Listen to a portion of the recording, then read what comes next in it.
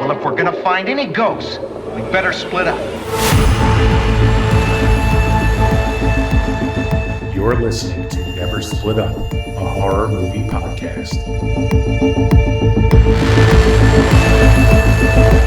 There are certain rules that one must abide by in order to successfully survive a horror movie.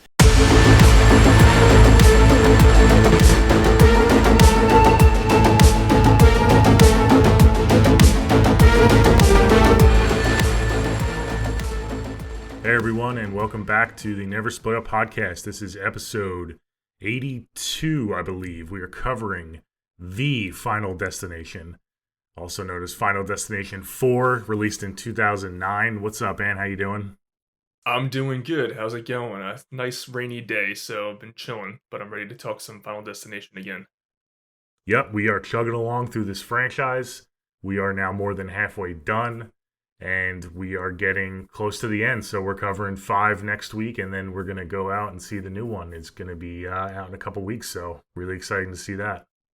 Hell yeah, and then after that, we'll do our review of the new one, which is going to be a first time, post-theater reaction. We haven't done that yet. We've done, streaming new movies, but we'll do a post-theater review for Final Destination, and then we'll do a ranking for the whole franchise. So we'll be all caught up. Yeah. First time, we're all caught up, We're still chugging along other franchises. This one we got one and done until I have a feeling this new one's going to do pretty well, so we'll be back to it when Part 7 comes out. But for now, we'll have our ranking. Yeah, we'll just get our rankings out for now until the new one comes out, and then we'll just kind of fit that in somewhere. But yeah, no, really exciting. And like I said, we covered the first 3 movies the last few weeks, so if you didn't check those out, I recommend checking those out. I think those were good discussions. Pretty solid trilogy, I would say. I think we would both agree that's all first 3 movies in this franchise are really solid and well done and very different from each other, which is cool to, if you're watching back to back, it's a cool, fun little triple feature. So, but yeah, let's move into Final Destination 4, which is not as beloved. And we will get into that. Before we get into the nitty gritty of that movie, did you want to talk about anything going on on the social media side or anything? Yeah, guys, like Nolan said, we are trucking along this franchise. We just covered the OG trilogy, and it's one of my, if you guys go check out our franchise episode, it's one of my favorite franchises, and that specific trilogy is so special. So we had fun talking about that. And I'm catching up with our polls, posting more stuff on social media, so make sure you're voting in our polls. Always comment on our YouTube channel, subscribe, comment on the videos too, it helps. Let us know what you want us to cover. We're just having a good time, and we have a lot of good stuff. This summer is the summer of original horror and franchise horror, and we have some good stuff planned. We're going to go back to cover 28 Weeks Later before the new one comes out. We're going to get I Still Know Him before the new one comes out. We're going to go to Megan. We have a fun ranking episode planned come out. We'll announce what that is soon. So we have a lot of goodies. So you want to make sure you're subscribed and interact on social medias. Nolan or I will always respond. It'll be a good time. So we have a lot of good stuff planned. Come have fun with us. Yeah, for sure. Usually when the weather starts to get warm the last couple of years, we've kind of not slowed down, but we've had, a little bit of a break. We'll take weeks off, but I feel like this is going to be a pretty busy summer, like you said. There's no time to with all these releases. Yeah, there's some really big releases for summer horror this year, which is really cool to see because we don't get that. I like to say we're in a golden age of horror right now, but even still the last couple of years, we haven't had huge summers when it comes to horror. We've had releases here and there, but this is a jam-packed year, man, and it's just getting started, yeah. I feel like Hollywood's finding horror is keeping the lights on, so we're gonna even push it in the summer now too against the big blockbusters. So I feel like we're just ready to go. Yeah, no, they're not afraid to go against anyone at this point. Yeah, for sure. Okay, yeah. So everything Ant just said, just follow us on social media. I Never Split a Pod, and look forward to those new episodes. But for now, let's dive into the Final Destination. Released in 2009. Let's get into it. Cast, crew, synopsis. Why don't you take it off? All right, guys. Like Nolan said, it came out in 2009, and the IMDb synopsis is: a horrifying premonition saves a young man and his friends from death during a racetrack accident, but terrible fates await them nonetheless. It was directed by David R. Ellis, who also directed Part 2, written by Eric Bress and Jeffrey Reddick. Jeffrey Reddick has been a part of the entire franchise. And let me pull up the list because these cast members are not as memorable as the OG trilogy. It stars Bobby Campo as Nick. He's the one having the premonition. Chantel Van Santen. She was I think she's in The Boys, and she was in One Tree Hill. She's the only one I really knew. Nick Zano was the douchebag friend. I love that Krista Allen is just credited as MILF. That's probably one of the best parts about this movie, that she's credited as MILF. I love that. Oh, really? And Haley Webb, I see a name here on Google. Google has. I think she has a name in that movie, but in IMDb she's just credited as MILF, which is hilarious. And then Haley Webb is exactly. Haley Webb rounds out that like little quadruple friend group, and I mean, there's not really much to say about the cast. So that's the cast, and it's crazy, but this is the highest grossing Final Destination movie. And yeah, let's get into this. I'm very excited to hear what you think. If you want me to go first, I will, because I kind of gave hints when we did our other episodes, so it's up to you. It's not totally surprising that it's the highest grossing. It did come out around that sweet spot, 2009. And the 3D gimmick. It came out, I was just going to say, it was released in 3D, so that whole gimmick was really popular trend. So it is surprising, but it also kind of makes sense. You know, it was marketed as the Final Destination. It was kind of piggybacking off the trilogy. So, yeah, that is, yeah. The OG trilogy. Yeah. I mean, they all did really well. Obviously, we have a franchise, but it's just like that this one's the highest grossing. Like, people. I mean, I went to go see it, so whatever. It's fun. It's fine. Yeah. But, all right, you want to get into our overall thoughts?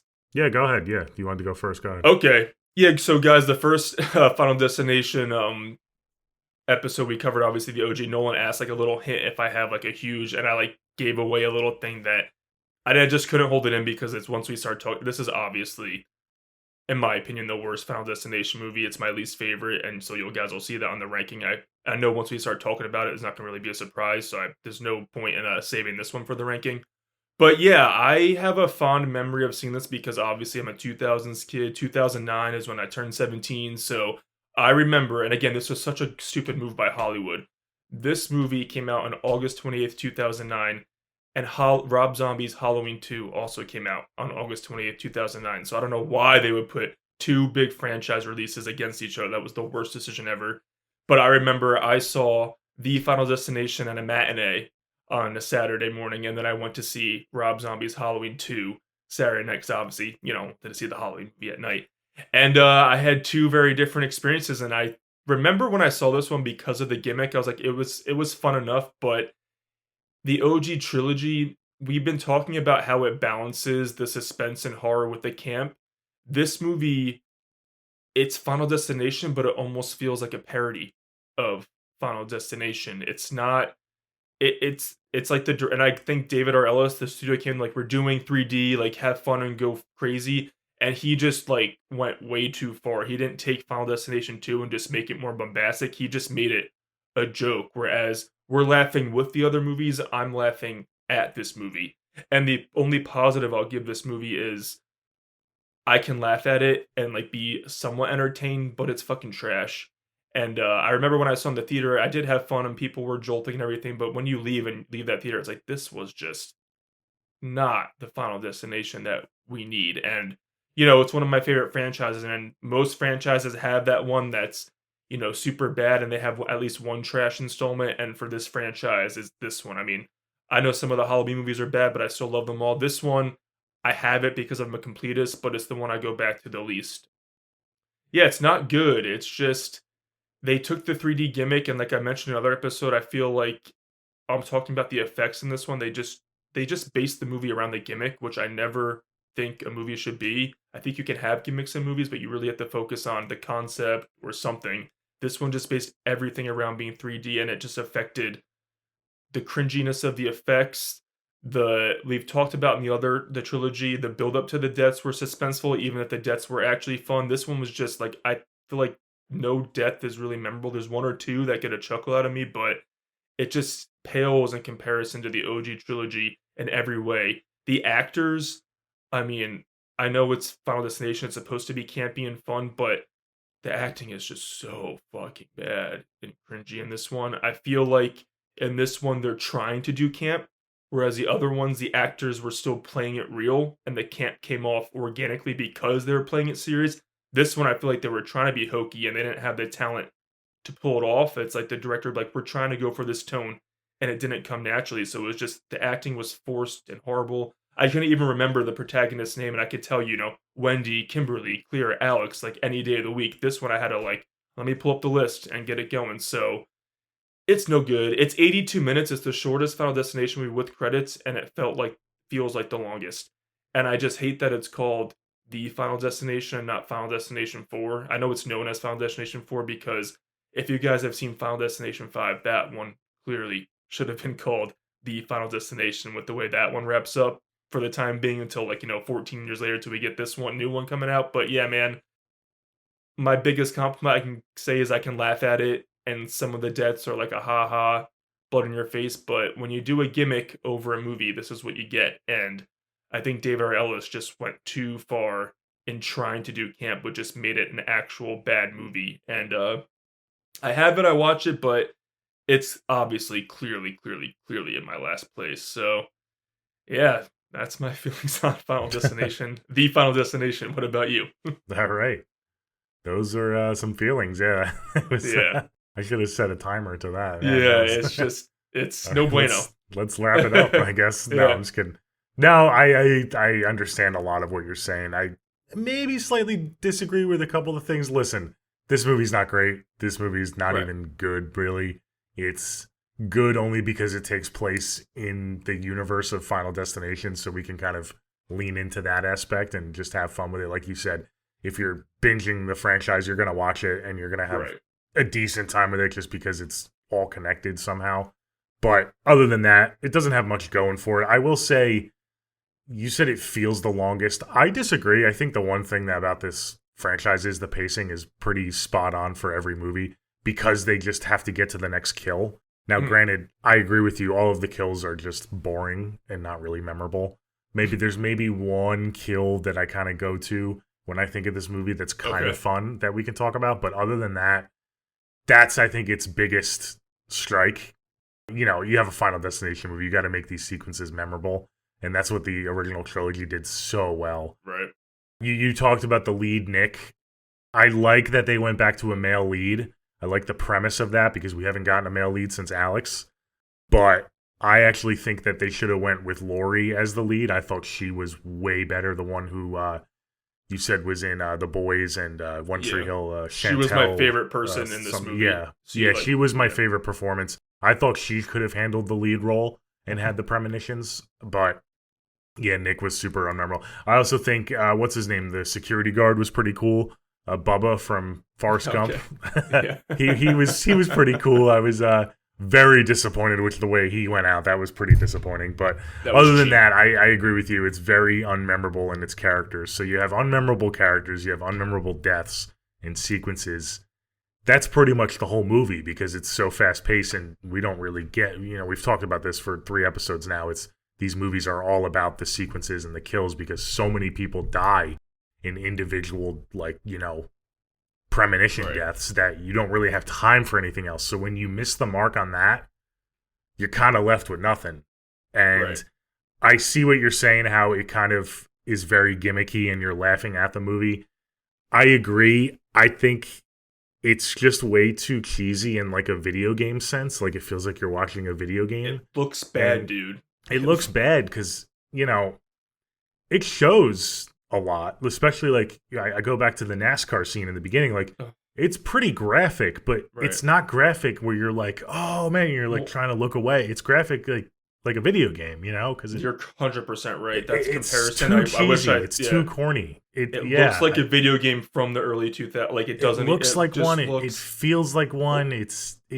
I don't know. You're exactly correct in that comparison. It doesn't feel like you're watching someone act. It's like this is. You can even Final Destination 3, it goes over the top, but the deaths are over the top, but it's still like, holy shit, that person just got a gruesome death. Yes, it still looks ridiculous. Feels like a person died still. Yeah, this one it's like, okay. No, it doesn't feel like that at all. So yeah, I agree with you on a lot of what you said, and it's hard for me to recommend this movie unless you're doing a full rewatch of the franchise. Outside of that, I'm going to go to this probably the least amount of times in terms of the first 4. We haven't covered number 5 yet.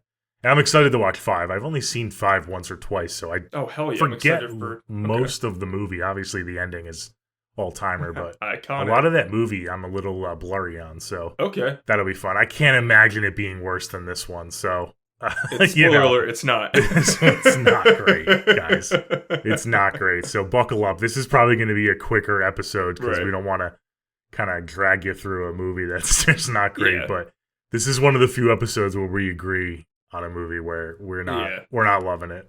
Well, I agree with you too. If you're gonna watch it, do it as part of the binge of the franchise, as a quick 80 minutes. But if you just want to pick one of the movies to watch, if you haven't seen this franchise in a while, do not pick this one as your go-to.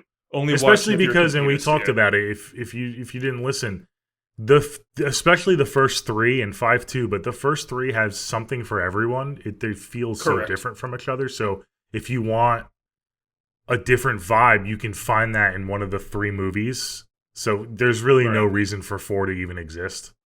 And there's zero connection. The fact that it's called The Final Destination, you're expecting some big wraparound ending or some ending that makes it like, final, more finality, but it's not. It's just a generic ending. There's nothing in this movie that kind of, makes the universe bigger or more expanded, or it doesn't explain anything. It's just kind of like a cash grab, unfortunately. Here's another one. They capitalized on the 3D gimmick that was obvious from the get-go, and yeah, I think obviously the name alone will always bring people in, Final Destination, but it's the name, The Final Destination, that brought people in, like the final one, and the 3D gimmick, and we have another horror movie, but they brought people in by that, but they didn't deliver the goods. Yeah, they didn't deliver. I guess it worked, right? It's the most hype. They got their money, so yeah. But I feel like it took their money. I believe the Final Destination 5 did very well too, but I think domestically it might have been the lowest grossing. So they hurt themselves a little bit. They felt the after effects for this one, after this one for sure. And we can get into the opening scene. We're gonna jump around this one. I feel like there's a lot to talk about. We don't have to go like straight through it, but the opening is just, like you said, it leaves so much to be desired with first of all, the video game effects and just the build up. I'm like, when you're going from the airplane to the highway to the roller coaster to this, I'm like, already a week. You're gonna have there's potential for coolness, but like the fact that they chose the racetrack and they didn't even deliver, like you could do so much there. First of all, there's no tension. There's no tension. You're not putting these characters in any sort of tension-filled environment. You know what I mean? Like they're just sitting in the bleachers. Right. Like, in the airplane, you're in an airplane, you're in the air. Right. Roller coaster, you're going up the roller coaster. Right. It's tension filled. Even on the highway, you have all these things happening. You're slowly going up the highway. Everyone's like, there's suspense in the whole original trilogy. None of that. There's none of that. It's just like, let's plop them there and let's wait for something to fly off and then let's get the 3D effects going. Yeah. And I can't help but David R. Ellis, the studio must have put him under so much pressure with the gimmicks and everything because he fucking did so well with part 2. And I just feel like everything collapsed with, like, it was just way too hokey and, like, it was all focused on the fucking 3D. Every fucking plot line and every script note was probably like, oh, but wait, guys, like, it's 3D, so do this. I feel like there was just a movie of studio notes, the script, and it just plays out like that.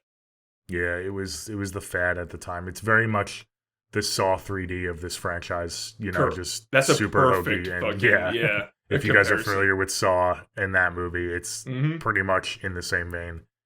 It's not too memorable. So I won't give too much away for our film. I already did, but it's also my least favorite opening, hands down. Okay. This opening, yeah. Yeah.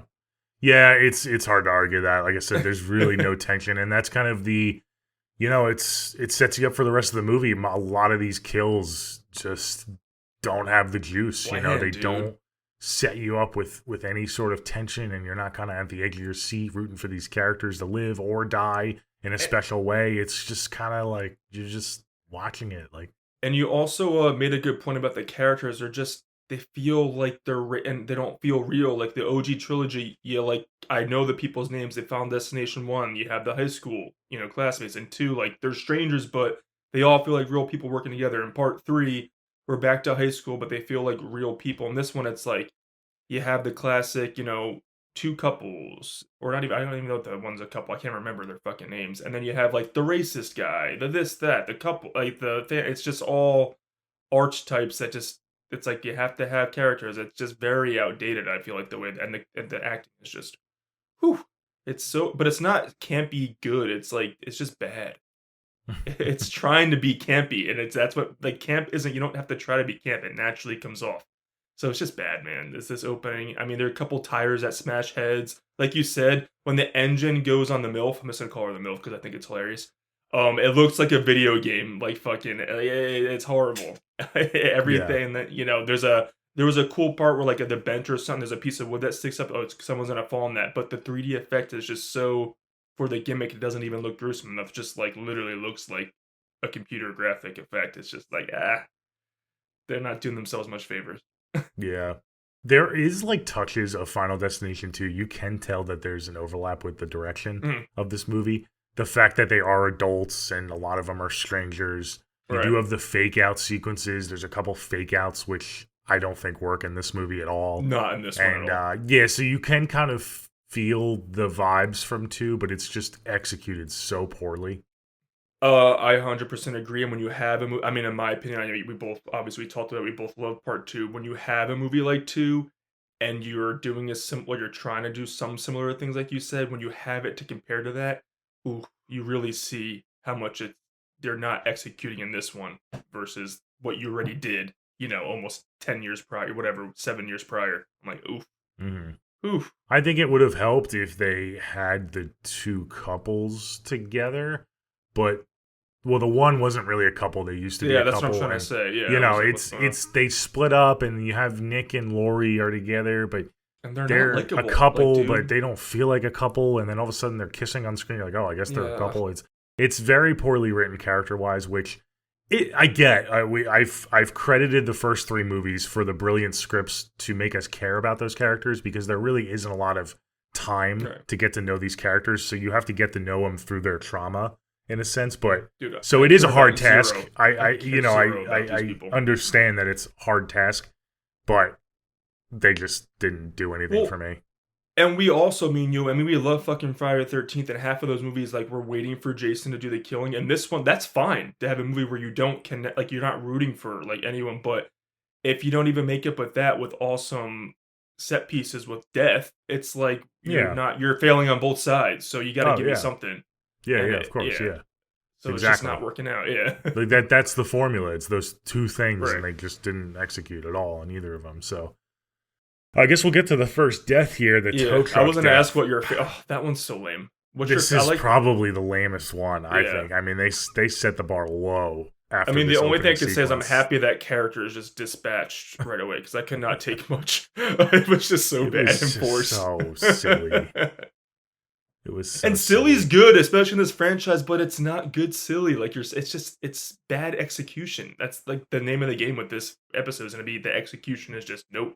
Yeah. I mean, silly's good, but it also has to be like you have to say to yourself, "Wow, that was wild," and "Wow, I was holding my breath until the death happened." It's just silly, and you're sitting there like, "What am I watching? This is like a Looney Tunes movie. What's going on here?" Well, you've got to exactly agree with you. It can be silly, but it has to be creative in this movie. These movies, and it's not. It's just like let's get the death roll. There's no creativity. We've also touched on this, I believe, in the first one, death itself and how much power death has and how intentional it is. I think they went overboard with death controlling things in this movie. I know it controls things in all the movies, but it's doing shit that's just like very outlandish, and it just takes you out of it because of the brilliance of Final Destination and a lot of these set pieces that are done well. It's like stuff that could theoretically happen. Exactly. And with these kills, some of it's like, oh my god, this is so beyond. This franchise is so smart because we're scared of it. They're fun movies, but we go outside and we think about one of these movies or one of these sequences in our everyday life because it's death, but it's also things that could actually happen. I know it's heightened, but like you said in this movie, it's like just way, way, way too much. Well, it's way, way, way. And like you said, they're not put in situations that people can relate to. Right. It's very, very uber specific situations in this movie. Like pretty much all the deaths, whereas the previous movies, you get deaths that people are in common situations that you can relate to. Not just the opening sequence, but throughout the movie. Agreed. People die in very kind of ordinary ways, like, you know, you're going to the dentist and, you know, something so Exactly. people, you know, so like people can lean on that, but there's really nothing. I mean, you have the tow truck, you have the lawnmower, which is okay, you know. You That have one the I didn't mechanic mind that death. much. Yeah, Yeah, I like you the have eye the- because that's just like the one camp. It's like I got my eye on you, and then she's like that. Okay, like I can deal Yeah. with that kind of shit. That's funny. So I don't know if you want to get to I mean they're all forget, but the eye one I didn't mind. That's Actually my liked a little favorite bit. one, The eye one, yeah. only because it's Well, just like yeah. you said, this one you could it plays out in the salon like it's gonna happen when she's getting her haircut Yeah. or whatever the fuck, or the kids outside, and then it just happens to be like it's just a fake out, and then the lawnmower. I got my eye on you, and she gets the fucking rock through the eye. That I think is hilarious and pretty good. But again, even the build up, there was something lacking in the build up of that one too. But when you have a movie with this with so much failed, death sequences, this is a high point. And then I also didn't mind just jumping around. I didn't mind. I thought it was pretty rough for the douchebag friend. I didn't mind his getting sucked in the bottom of the pool one. I didn't mind that one either.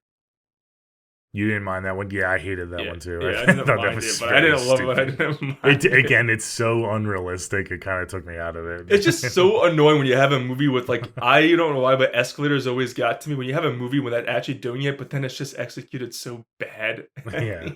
I'm like, come on, Yeah. come on. So your favorite one's the eye one, right? I would say my favorite sequence probably is the eye one. Yeah. Okay, I think it might be mine too. It's probably the most fun that I'm not just rolling Right. my eyes out. You have the scene where, like you said at the beginning, where she's in the salon. You have the toenails with the close up of the cuticles. Yeah, and see, that just that's freaks the me stuff out. that I'm like, yeah. but that Yeah. they needed. That's what they needed, more of that, Mhm. and but they just don't.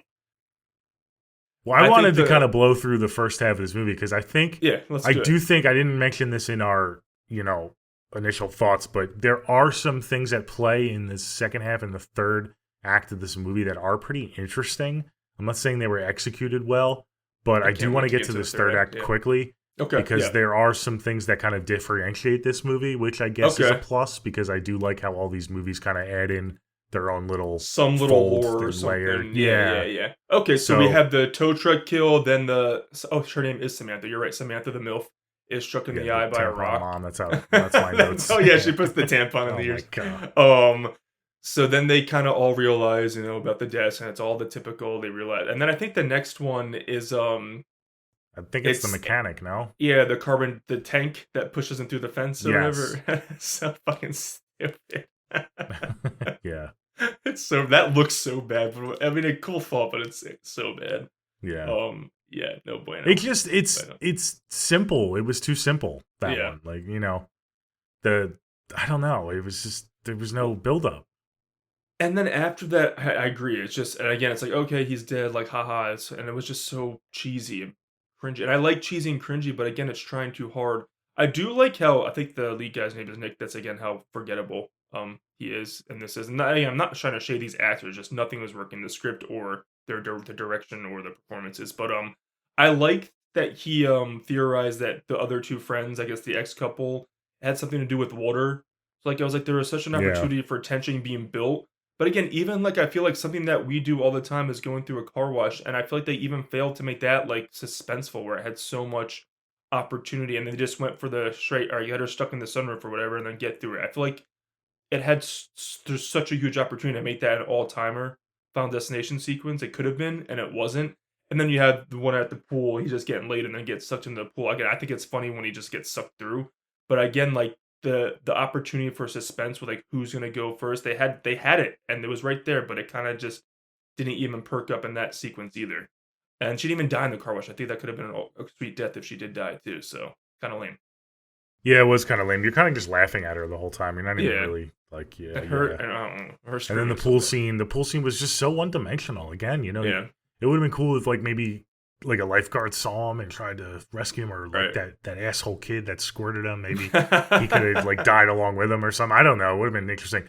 I did want to highlight the fact, and this is where the movie starts to get interesting, is I don't think we've ever gotten this before, where death is in two places at once, killing people at the same time. Has that ever happened? Because Yeah. I know we've had double deaths. We've had back-to-back, like at FD2, like right away we had the back-to-back. Back-to-back, and like at the same location, people have died together. But then you could has this also ever argue, happened? was the death doing both, or was one of it just a random occurrence? That's like, it's like, who the fuck knows? But I don't think we have had like that's what I'm saying. The opportunity to do a simultaneous, like, who's it going to be or what's happening at the same time would have been awesome, but it just failed. But no, we haven't. I don't think we've had something like 2 occurrences or 2 sequences happen at the same time, I should say. Yeah, because they die at the same time in the racetrack. So right. Yeah, I thought that was pretty interesting that we haven't gotten that before. But yeah, just executed pretty poorly. No, 100% agree. And I mean, that car wash could have been epic and iconic. I'm just like, yeah. The one scene that got a chuckle out of me, I think, was pretty funny. We've talked about this before in the franchises when they go to the security officer's apartment. And he tries to hang himself. Oh, that is funny. It's not his turn. Yeah, and then it turns out he's been trying to kill himself all day. That was like, I've been funny. trying to do it every fucking. I'm like, show me that. He's like, I stuck a hose in the tailpipe and my car kept stalling out. I was like, oh, that's pretty funny. Dude, that's what I'm saying. The good fucking hilarious camp would have been a montage of him doing that shit and us just watching. Like, that would have been fucking level, like, good camp when you're in a 4th installment. Like, let's get kooky with it, but they just tell us. I'm like, come on.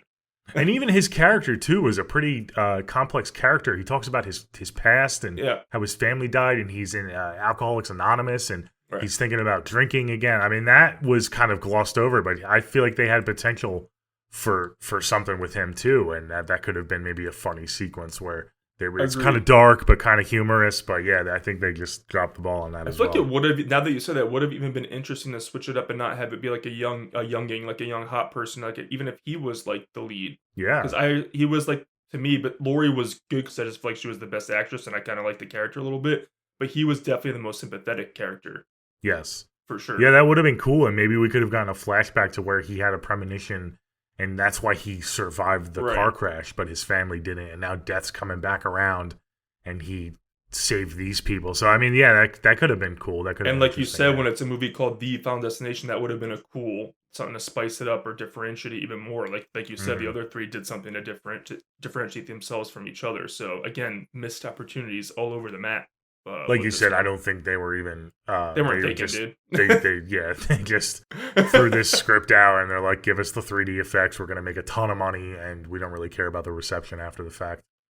So again, we are like pretty much in the 3rd act, which is, we'll get into it, but I'm curious to see why you think it's interesting. But I just want to comment, in part 3, they ended. We had the whole movie, and then the ending, the very ending, was a premonition, and we thought, we talked about it, that was fucking banger, mean, good. This one does the whole premonition, 2 premonitions at the end. Dude, this premonition plays out for way too long and overstays its welcome. It goes on for a fucking almost like 25 minutes. The whole ending is a premonition, which I don't think was a smart move. I think they should have done something similar. So the whole finale is pretty much like, and then when you go back, you're like, fuck, we gotta go through all this again to save it. So I just think they took the notes from part 3 and did the opposite of what worked. I don't like the way how it played so long, the premonition at the end. Yeah, I mean, first we get the hospital sequence. That was just not great. Lame. We have the cowboy hat guy. He ends up dying. I mean, that was somewhat okay, somewhat suspenseful, but still kind of, you're just waiting for him to die. Right. We didn't even see him until since the beginning. So, and then, my boy George, the security officer, just, this is technically part of the premonition, but he ends up dying anyway the same way because it's at the very beginning of the premonition. It's very anticlimactic. Yeah, I thought they were going to give him a better death because he had such a complex history and past, and he was trying to kill himself. So I thought Death was going to have something special for him. And it's a ripoff of Terry's death in part 1 and not executed nearly as well. Anywhere near as well. Such a ripoff. And the way So, okay, so you talked about the double premonition. This is kind of where I think they took a swing and they were trying to be different. I'm not saying it was good, but it was interesting how we have this huge double premonition, and it's not just at the end of the movie. It's this entire set piece. It's kind of, I actually think it shouldn't have been a premonition. I think it would have been a cool, just straight up ending because this was a decent sequence of a lot of people dying again. You have another mass casualty event. I thought the theater was perfect kind of camp, where the bomb timer's counting down and it blows up at the same time. I was meant to watch this movie. I'm like, oh my God. I cringe every time. So, I mean, I thought that was actually fairly interesting. It wasn't great, but it was better than the rest of the movie. And then we get the huge premonition. It goes all the way back to the hospital, and which is fine. I guess they were trying to do something different. They were trying to piggyback off 3. But yeah, I thought it would have been better maybe if they just played that straight up and everyone 100%. died that way, you know? Do it like not a tip, but like do a finale, like, because the finales for the other one work because they're not. 3 work because you just added that was the final like stinger. Like even that friend, like, why did she make it through this? She should have died. If she didn't die in the car wash, she should have died in the movie theater for good. And then we go back. I remember when he comes back and it's a premonition. I'm like, in the theater, I was like, are you fucking kidding me? We have to go through all this again? But I think I agree with you. I think they should have just played it out as a traditional finale and have those awesome deaths. Have this stinger of, oh my god, they're actually gonna kill like Lori, who was kind of like the best of the foursome. Like, have her die that gruesome escalator. That would have been fucking sweet. But then it just goes back, and then the friend doesn't even die. She dies they all die cheaply at the end in the coffee shop. So I couldn't agree more. It should have just played out traditionally as it was actually happening in real time. Yeah, I don't even agree with you where it's like, oh, we got to do this all over again, because it didn't really play out the same way. I thought it was interesting that he tried to put the fire out instead of just, because I thought he was going to just try to save her. Go in again? And go in again just this time quicker because he knew the theater he was going to and he was just going to save her. But no, he actually locates the fire. I thought was pretty interesting. And, you know, you have the nail gun sequence. I thought that was interesting as well. And I thought that sequence was well done. Yeah. So that's kind of his moment in this movie. He's kind of an unmemorable character. Moment. But yeah, this is where he kind of he needed that to like somewhat, you know, pop a little bit in this movie. He's the lead. I do like that because he's like pretty much putting his life on the line for everyone in that theater. Yeah. So I agree with you on that part. But other than that, I just feel like, I should have just played out and just be done. Yeah. You talked about it. This ending is rough. It's like they just like, all right, guys, wrap it up. We're out of budget. We're out of whatever. We're out of time. Right. We just need an ending and just put something on screen because, oh my gosh, talk about generic. This is so bad. And it's not like they just look up and the fucking truck comes through the coffee shop. I know. And then it transitions to like not even seeing them die. It's like the skulls, like the computer graphics, and we just see their like bones cracking and everything. Literally. And I'm just like, oh no. I'm like, all right, well, they did that. Again, guys, it's silly to laugh at. I'm not trying to be like pretentious, but it's just a silly movie to laugh at. It's not something that's on the level of any of the other movies, 5 included. So yeah. No, it's not complete, you know, it's not complete dog shit. No, I can laugh at this movie. It's a camp fest. It's not very well done in its camp, but it is somewhat fun because, like you said, you can laugh at it. Right. But the reason it's just not on the same level is because those other movies have the other elements and they have layers to them where you are, you know, on the edge of your seat while having fun, and that's what makes them so good.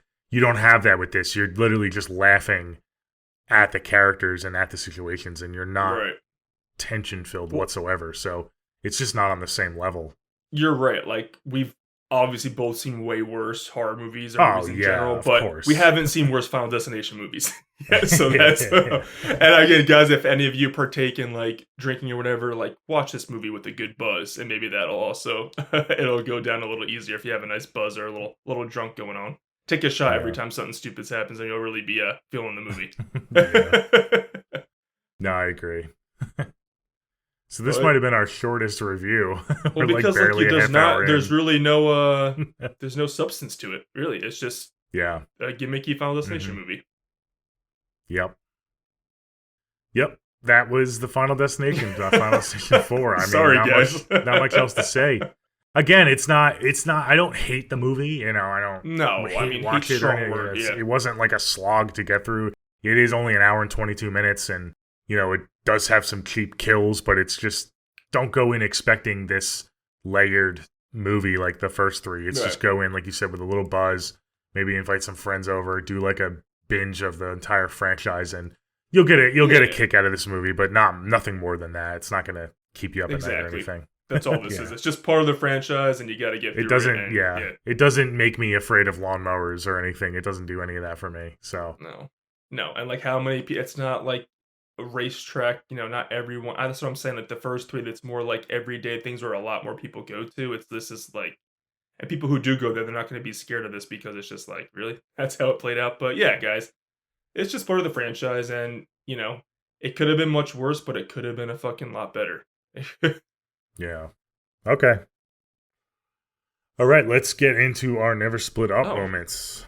I believe I went first last week. I'll let you go first this time around. Yeah, guys, we're running I have some fun polls running up now, so just go make sure you vote. I think I'm up to our, heroes versus villains one, and it's just it's all characters we love that we pitted against each other, so that's a lot of fun. Make sure you guys vote. We had a lot of fun with that episode. So we're trucking along with our polls, but I'm gonna go for this one. I don't really know, it's so fucking stupid. I think I'm gonna go with Lori though, because I actually liked her. When it's in the premonition and they're on the escalator the first time with whatever her friend's name is, Janet, she's like panicking, she gets her shoes caught, like her lace caught on the escalator the first time. And they're like, she's panicking to get it unstuck, and I'm just kind of like, take your fucking shoe off. Yeah, I think everyone's like, you know what I mean? That, yeah. I'm like, just take your shoe off. I get you're in a heightened situation, but she's literally trying to get the lace out. I'm like, just take the fucking whole shoe off and you're chilling. So every time I'm just like, what? So I'm going to go with that one because I think it's so ridiculous.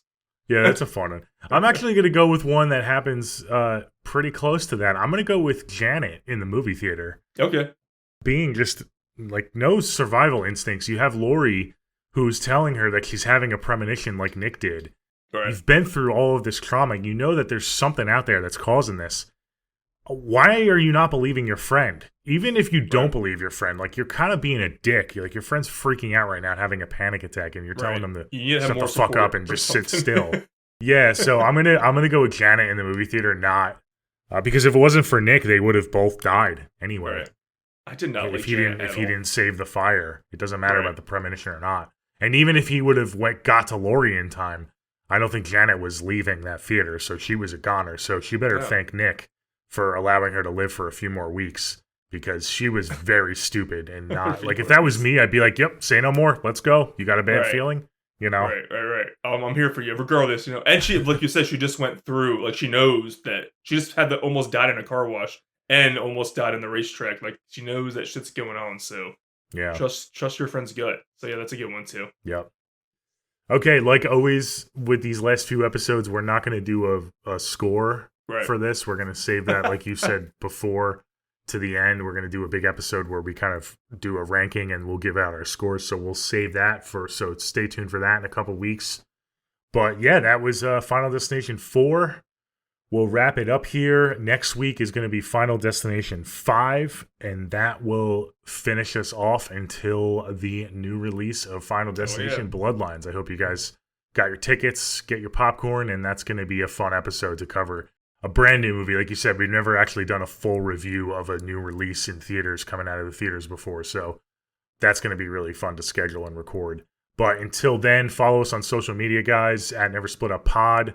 And that's where we post our polls and everything. You can see our upcoming episodes that are coming out and check out our previous episodes. We've done a lot of good episodes this year in particular, these last few months. And I know we're doing 28 weeks later soon. We're going to have Oriana and Nichelle back on. So if you didn't check out our 28 days later episode, check that out. We're going to get ready for 28 years later. That's another big release. And just keep supporting us. Keep subscribing on YouTube. We're close to 300. And until next time, guys, this is the Never Split Up Podcast. See ya.